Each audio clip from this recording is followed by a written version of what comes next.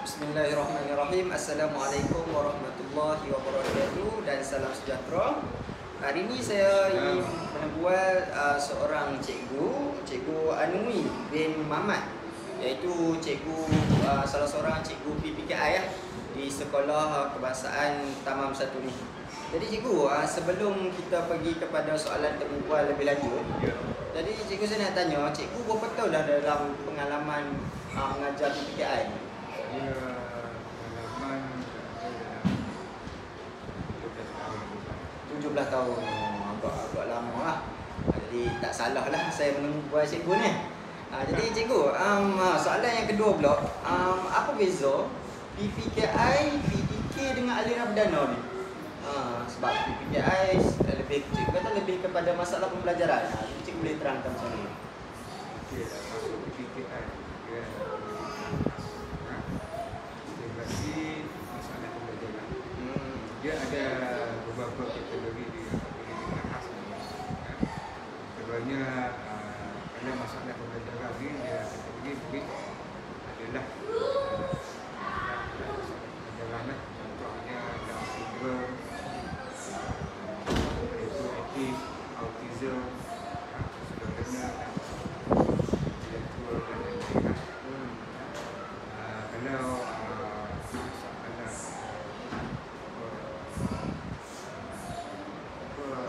SKPK tu, di sekolah pendidikan khas tu, dia kategori murid dia adalah Pak Bisu lah. Dia Pak Bisu di sana. Dia nak belajar tentang bahasa isyarat, tulisan braille dan sebagainya. Dalam PDK ni dia adalah pusat dalam komuniti. Pusat dalam komuniti ni adalah persediaan untuk murid yang bermasalah, iaitu untuk menyesuaikan diri sebelum melangkah ke kelas pendidikan khas. Ada setengah murid ni dia ada masalah masalah nak menyesuaikan diri. Contoh di sekolah dia menangis, tak boleh nak awal diri dan sebagainya. Ada juga yang bermasalah dari segi psikomotor. Jadi biasanya dinasihatkan untuk ke PDK dahulu untuk buat aktiviti di sana sebagai persediaan. Tapi di sana pun dia akan ajar bagaimana untuk menyesuaikan diri, contoh aktiviti di sana yang kita boleh tahu adalah terapi lah. Terapi dari segi psikomotor, dari segi percakapan. Dari segi PDK dia akan fokus ke arah tu lah. Jadi saya nak simpulkan kata PPKI PDK ni merupakan salah satu pendidikan pendidikan inklusif lah juga kan? Dia inklusif ni dia tak sama, bukan. Itu bukan inklusif. Kalau pendidikan inklusif ni kita melibatkan adalah Serat Kementerian Pendidikan Malaysia. Dia dah beritahu supaya pendidikan ni untuk semua. Maknanya tak ada halangan. Itu hasrat kementerian, iaitu supaya pendidikan khas ni dapat diinklusifkan bersama arus perdana. Itu pendidikan inklusif. Contoh inklusif penuh, sekiranya budak masalah pembelajaran ni melepasi tatisan, iaitu ujian yang diberikan. Kalau melepasi itu dia boleh ikut inklusif penuh. Dan inklusif separ tu jadi kita akan pilih di antara mungkin untuk mengikuti inklusif separ. Contoh kita pilih untuk subjek pendidikan jasmani. Kita akan bawa budak-budak kita ni untuk mengikuti aktiviti bersama dengan saudara. Dan kita perlu ada laporan lah semua aktiviti yang dijalankan tu. Dan juga inklusif ni kita dijadikan kuasa dia lah. Dijadikan kuasa inklusif sekolah. Sekolah ada? Sekolah ada dijadikan kuasa. Baik. Jadi saya dah faham yang tu. Jadi kita pergi kepada soalan yang kedua pula. Adakah aktiviti co-curriculum disesuaikan mengikut keupayaan PPKI? Macam contoh tadi ada yang kat sini semua masalah yang berbeza. Ada yang masalah fizikal, ada yang masalah mental kan. Jadi macam mana aktiviti co-curriculum ni disesuaikan dengan mereka? Aktiviti curriculum kita akan pilih juga yang supaya tidak memberi kesan yang tak baiklah. Kita akan pilih juga untuk aktiviti curriculum pada uniform. Pada uniform ni kita akan berikan kepada murid yang tahap 2 lah. Kita fokus pada di sekolah ni, kita fokus pada murid tahap 2 iaitu tahun 3 dan tahun 4 kelas Melur dan kelas Mawar.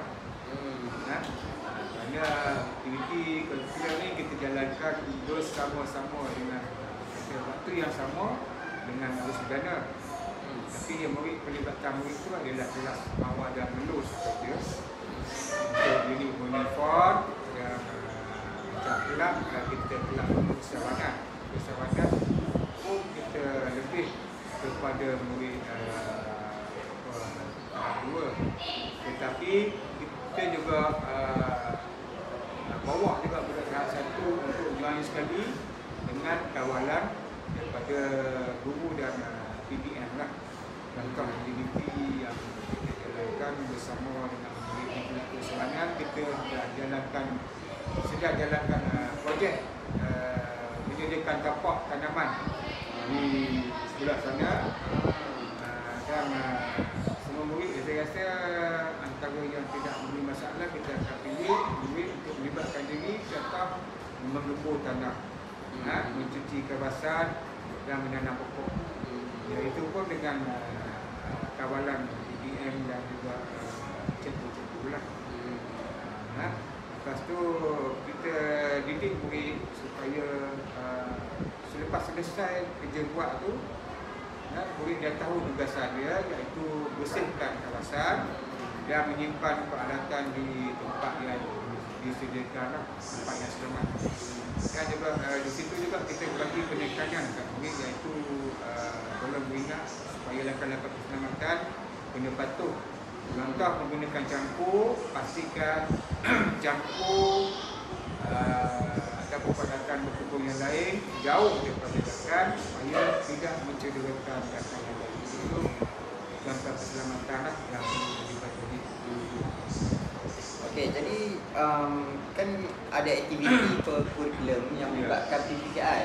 Jadi untuk badan unit uniform, apa dia punya unit uniform PPKI. Lepas tu kelab, tadi cikgu ada beritahu pasal kelab persawanan.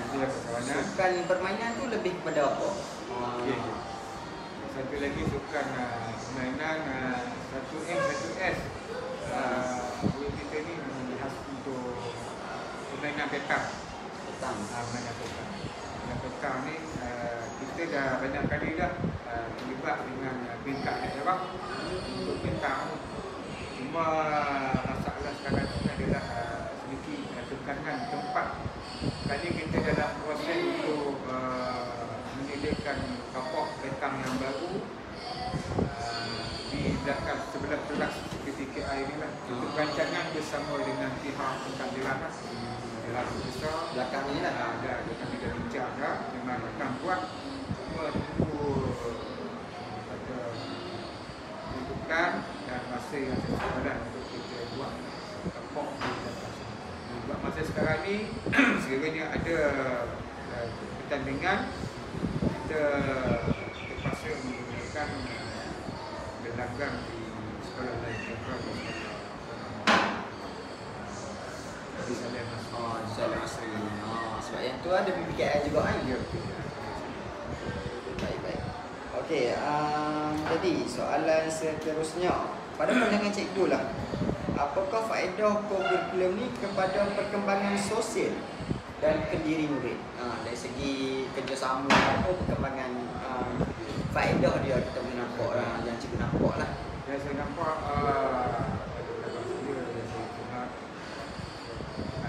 adalah bila budak mengikuti aktiviti kurikulum ni, yang pertama kita dapat memupuk semangat kerjasama di kalangan murid pendidikan khas. Bila tahu tahap dia adalah tahap yang ada tahap yang berbeza-beza. Cuma yang kerjasama tu memang kita nampak keseluruhan murid dapat memberi kerjasama yang baik Jadi kalangan di belakangnya kita buat aktiviti bersama dalam sebulan. Masing-masing kita tahu tugasan dan masing-masing pakat-pakat bantu. Itu yang pertama. Yang keduanya disiplin murid. Nak disiplin, kita dapat buku disiplin yang mana murid perlu patuh pada arahan guru dan patuh pada arahan keselamatan di mana-mana pun. Kerana apabila murid tidak dapat mengikuti arahan yang baik, cikgu akan peringatkan kepada murid yang kurang. Yang ketiga, kita dapat menterjemahkan potensi murid, potensi murid dari segi kata bakat dia kita dapat lihat di situ mana kita menterjemahkan. Ada setengah murid ni kita tak nampak dia bakat dalam curriculum. Soal pertama setengah murid ni dia dapat menunjukkan dia punya komitmen yang baik dalam setiap aktiviti yang kita jalankan. Untuk pengetahuan curriculum dalam bidang sukan, kita PTKI ikut acara semua acara yang kita ada di dekat sekolah dan dekat dalam protestan tentang mentah biasa olahraga kita akan ikut. Kita akan bawa budak untuk buat ini. Tapi mereka lawan sama mereka lah. Dia akan lawan kita. Alhamdulillah kita ada 2-3 orang, 4 orang lah. Kita bawa 5 orang yang pulang. Tapi untuk pengalaman saya di sini, salah seorang murid kita yang dulu dapat mewakili daerah kita sekarang, dan dia dapat wakil tingkat kebangsaan. Malangnya murid kita mengalami aksiden kemalangan. Duduk kemalangan jadi automatik terpaksa tarik diri. Salah seorang murid kita tu dapat kata untuk semua tingkat kebangsaan. Okey, jadi saya rasa ni soalan yang terakhir lah. Ya. Apakah harapan cikgu terhadap penyertaan murid PTKI dalam kurikulum di sekolah ni? Macam cikgu tadi ada dalam 4-5 orang kan yang wakil sekolah ni. Jadi contoh cikgu kalau cikgu berharap supaya lebih ramai lagi kau yang menyertai sukan ataupun dalam bidang kurikulum tak kira uniform ataupun kelab usahawan, silakan. Saya yang pertama sekali kita kena ubah persepsi kita bahawa murid kita terima apa pun sekali pun, bermasalah apa pun sekali pun, tetap ada orang ada potensi masing-masing. Tidak kelebihan. Kita kena faham potensi tetap ada. Itu yang pertama. Yang kedua, menurut kita ni saya mengatakan lebih lambat lagi murid kita dapat menyertai sebagai aktiviti. Kalau boleh, saya nak murid kita lebih lambat lagi dapat menyertai aktiviti lebih kurang. Cuma sekarang ni kita dalam proses untuk mencuki bakat kan, murid yang berbakat untuk wakili PTKI sekolah kita ni ke peringkat yang lebih tinggi lah. Apapun kerjasama daripada DM, daripada guru-guru PTKI, alhamdulillah saya rasa semua dapat boleh kerjasama yang baik lah. Dan satu lagi yang saya nak tambah sikit lah, untuk PTKI pun ada pendidikan luar. Kita ada program pendidikan luar dan itu adalah silibus. Sebenarnya ada silibus, bukan kita bawa budak keluar untuk mengikuti acara aktiviti bowling dan renang. Kita panggil ni agak unsur terapi lah. Itu panggil unsur terapi dan ada video dia, dan setiap tahun kita buat, dan tahun ni boleh jalan lagi dengan dalam proses tunggu buat surat permohonan lah, dan lulusan daripada PDD dan aktiviti tersebut sedikit sebanyak dapat memberikan kesan positif pada murid kita, hanya water confidence. Kita sebelum ni takut pada ayah. Hari ini alhamdulillah banyakkannya cukup sebanyak berani dah. Itu waktu consider dia makin berani. Dan juga kita juga buat acara boli pun sama. Boli pun dah banyak bakat. Kita memang kita ini bersemangat dan mampu menyaingi dengan budak-budak Sudan. Selain itu juga kita juga saya libatkan dengan aktiviti luar bersama dengan Naga Sudan, iaitu baru-baru ni kita bawa pergi camp pemimpin muda untuk pengawas yang terlibat sajalah PDKI di UUM Sintuk. Ni 3 hari bersama dengan Arif Perdana. Semua pengawas lah. Tapi tengok dia punya komitmen, boleh budak-budak kita pun boleh bekerjasama dengan komuniti kata luar dengan baik, dan dengan memberi Arif Perdana pun tak ada juga diskriminasi dia semua ada macam sama dia lah. Alhamdulillah. Ya. Jadi saya rasa semua soalan kelima soalan ni telah pun dijawab dengan baiklah. Jadi setakat itu sajalah sesi temu bual saya bersama dengan Cikgu Anawi. Jadi Cikgu, terima kasih. Ya, sama-sama. Assalamualaikum warahmatullahi wabarakatuh.